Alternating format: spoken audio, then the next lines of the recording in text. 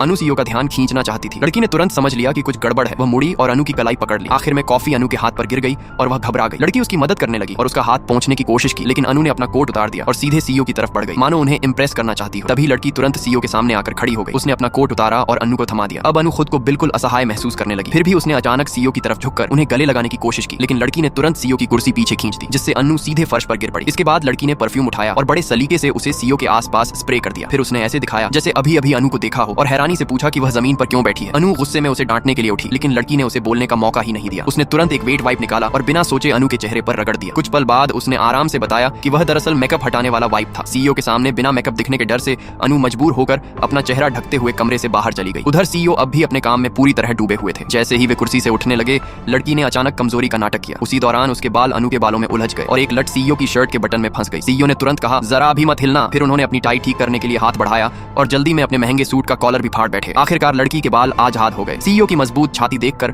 वह खुद को रोक नहीं पाई और हल्के से उसे छूने लगी। सीईओ कुछ पल के लिए बिल्कुल स्थिर हो गए और हिलने की हिम्मत भी नहीं कर पाए। उन्हें क्या पता था कि यह पूरा दृश्य सिक्योरिटी रूम में बैठे उनके सहकर्मी देख रहे थे। अगले दिन उन लोगों ने उसी लड़की को सीईओ के सामने बुला लिया। सीईओ ने सफाई दी कि वे सिर्फ अच्छे दोस्त हैं, लेकिन किसी ने उनकी बात पर भरोसा नहीं किया। सीईओ खुद भी काफी असहाय महसूस करने लगे। तभी अचानक दरवाजे पर लड़की दिखाई दी और मुस्कुराते हुए बोली, डार्लिंग। सीईओ बस इतना ही कह पाए, मुझे माफ करना। और फिर उन्होंने उसकी सारी शरारतों को चुपचाप सह लिया।